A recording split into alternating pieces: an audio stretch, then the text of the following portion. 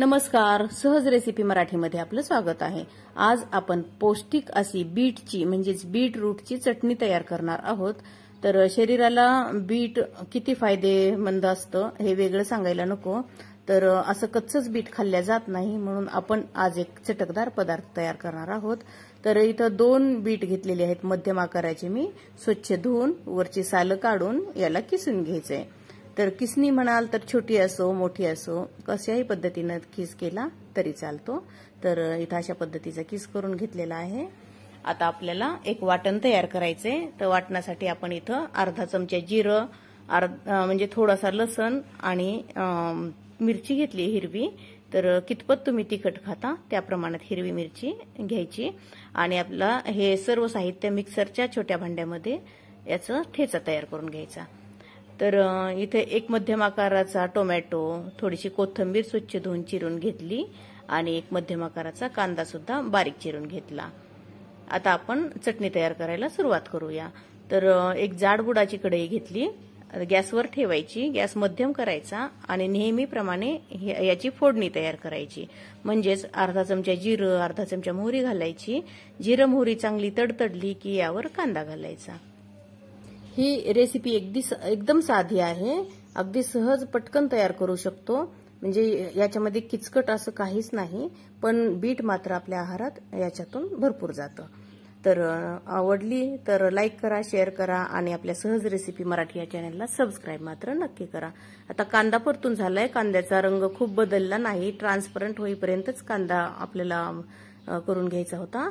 यावर वाटून घेतलेलं वाटण घातलं हिरव्या मिरचीचं आणि यात आता लाल टोमॅटो चिरून घेतला होता तो घातला।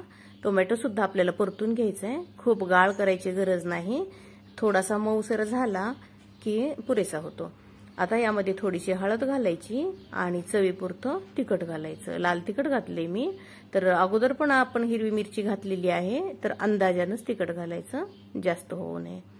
तर कोथिंबीर घातली आहे थोडी कोथिंबीर वरतून घालण्यासाठी ठेवली आहे मी आणि आता यावर किसून घेतलेला बीट घालायचा आहे। तर बीटचा किस पूर्णपणे यावर घालून घेतला। आता याला व्यवस्थित परतून घ्यायचं।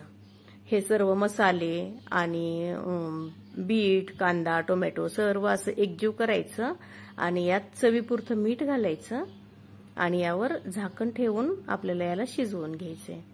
तर मीठ तुम्ही तुमच्या अंदाजाने घालू शकता। आता याला मिक्स करायचं, यावर झाकून ठेवून आपल्याला अगदी 5 ते 6 मिनिट शिजवून घ्यायचे। यात पाणी घालायची गरज नाही, कांद्याचं थोडासा ओलसरपणा असतोच, टोमॅटो सुद्धा पाणी सोडतो आणि बीटचं सुद्धा थोडंसं पाणी बीट शिजण्यापुरतं होतच आहे, तर यात वेगळं पाणी घालण्याची गरज नाही। आता याला आपण झाकून ठेवायचं आणि गॅस कमीच राहू द्यायचा। जास्त गॅस वाढवला तर हे बुडाला चिटकू शकतं, करपू शकतं आणि याची चव बिघडू शकते। म्हणून आपण काय करणार आहोत, बिना पाण्याचं कमी गॅसवर ह्याची चांगली वाफ काढायची। हे बघा, तुम्ही बघू शकता याचा किस चांगला असा मऊसूत तयार होतो। तर हा पदार्थ जेवताना तोंडी लावण्यासाठी म्हणा किंवा भाजी नसली तरी यासोबतच आपण अगदी 1-1.5 भाकरी किंवा 2 भाकरी सहज खाऊ शकतो। तर नक्की करून बघा, आवडला तर लाईक करा, शेअर करा, आपल्या सहज रेसिपी मराठी या चॅनलला सबस्क्राईब मात्र नक्की करा। धन्यवाद।